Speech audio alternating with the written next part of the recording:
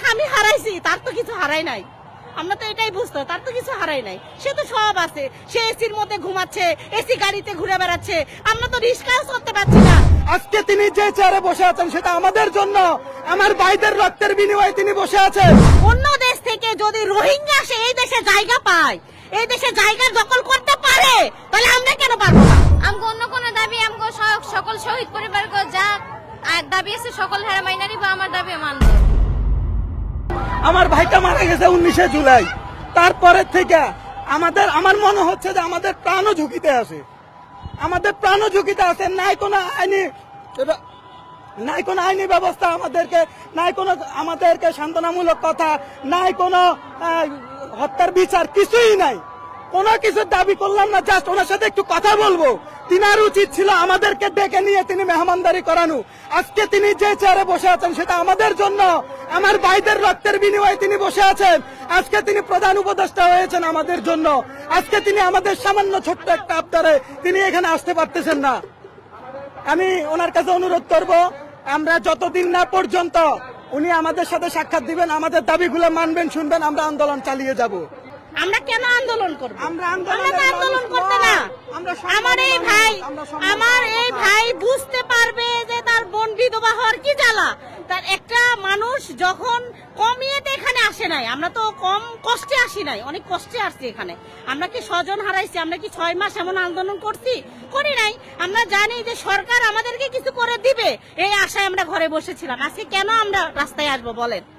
আমরা তো রাস্তায় আসার মতো কিছু করি নাই, আমরা তো সরকারের কাছে ভুল কিছু দাবি করি নাই। আমরা কর্মের ব্যবস্থা না করে দিলে আমরা কি করে খাবো? ভিক্ষা করে খাবো? তাহলে আমাদেরকে আসে থালা ধরাই দিই। আমাদেরকে ভিক্ষা করাইতে বলছে। আচ্ছা, অন্য দেশ থেকে যদি রোহিঙ্গা সে এই দেশে জায়গা পায়, এই দেশে জায়গা দখল করতে পারে, তাহলে আমরা কেন পারবো না? আমরা কি মুসলমান না? আমরা কি হিন্দু খ্রিস্টান? অন্য দেশ থেকে আসছিল আমার স্বামী, আমার স্বামী কি অন্য দেশ থেকে আসছিল? তাহলে আমার স্বামী যদি এখানে আহত হয়ে মারা যায়, উনি শহীদ হয়, তাহলে আমরা কেন দাবি পাবো না? কিসের জন্য পাবো না? আমার 2টা বাচ্চার দায়িত্ব কে নেবে? আমার 2টা বাচ্চাকে স্কুলে ভর্তি করাইতে গেলে টাকা ছাড়া ভর্তি করাচ্ছে না, বলতেছে আপনার হাজবেন্ড শহীদ হয়েছে। আমরা কি করব? আপনার হাজবেন্ড শহীদ হয়েছে, আপনারা টাকা দেন, বাচ্চাকে ভর্তি করাচ্ছি। বাচ্চাকে নিরুপায় ভাবে মাদ্রাসায় দেওয়া হয়েছে, যেখানে খরচ কম লাগার ভয়ে মানুষের দুয়ারে দুয়ারে হাত পাতা হচ্ছে যে আমাকে কিছু সাহায্য করেন, বাচ্চাকে ভর্তি করব। কেন? এরকম তো আমাদের কথা ছিল না। কেন এখানে আসবো? সকাল 9টা থেকে এখানে এসে বসে আছি বাচ্চাকে নিয়ে। তাহলে আমাদের প্রতি কি কেন মায়া হচ্ছে না? একটা বিধবা মায়ের কথা কি উনি শুনতে পাচ্ছে না? কেন? আমার কি এখন বিধবা হওয়ার বয়স ছিল?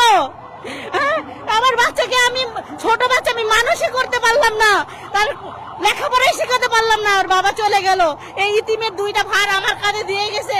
এখন আমার কাঁধে কত ভার! স্বামী সংসার চালানো ভার, বাচ্চা কাচ্চার মানুষ করার ভার, আমার বাচ্চার সাথে ভবিষ্যতে বিয়ে দিব, কি করব, বাড়ি ঘর করবো, সবকিছু ভার। কেন সরকার কি একটু ভার তার কাঁধে নিতে পারছে না? একটু ভার নিক না, বুঝুক। আরে আমার স্বামী হারাইছি, তার তো কিছু হারাই নাই। আমরা তো এটাই বুঝতো, তার তো কিছু হারাই নাই। সে তো সব আছে, সে এসির মধ্যে ঘুমাচ্ছে, এসি গাড়িতে ঘুরে বেড়াচ্ছে, আমরা তো রিস্কাও করতে পারছি না, পায়ে হেঁটে চলতে হচ্ছে। তাহলে আমাদের দাবি কি সরকার, ডক্টর ইউনূস স্যার কি শুনতে পাচ্ছে না? একটু দাবি না তার খাতে নিক না, আমাদের একটা কর্মের ব্যবস্থা। আমরা তো বলতেছি না আমাদেরকে বসে খাওয়াইতে হবে, আমাদের কর্মের ব্যবস্থা করে দিক, আমরা কর্ম করে খাবো। আমরা চাই আমাদের কর্মের ব্যবস্থা করে দিক, আমরা চাচ্ছি আমাদের থাকার মতো জায়গা করে দিক, আমরা চাচ্ছি আমাদের ভাইরা যারা আছে বেকারত্ব তাদেরকে করে একটা কর্মের মধ্যে দেওয়া হোক। কারণ অনেক সুযোগ সুবিধা আছে, সরকার চাইলে এমন কিছু পারে না। যদি সরকারের ঘরে যারা কাজ করে তারাও 10 তলায় ঘুমায়, আমরা তো চাচ্ছি না 10 তলায় ঘুমাইতে, আমরা চাচ্ছি কুড়ার ঘরের মতো আমাদের করে দিক, আমরা থাকার জায়গা করে দিক, আমরা যেন থেকে বাচ্চা পড়ে 2 বটা ডাল মুঠ ভাত খাইতে পারি, এইটুকুই চাচ্ছি দাবি, আমার বেশি কিছু দাবি নাই। আমরা দাবি করছি যে আমগো দাবি মাইনা নেই, কারণ আমার স্বামী হত্যার বিচার চাই।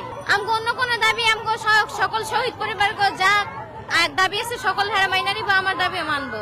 একই দাবি, সকাল থেকে বসে আছি, দাবি না মানা পর্যন্ত উঠবো না।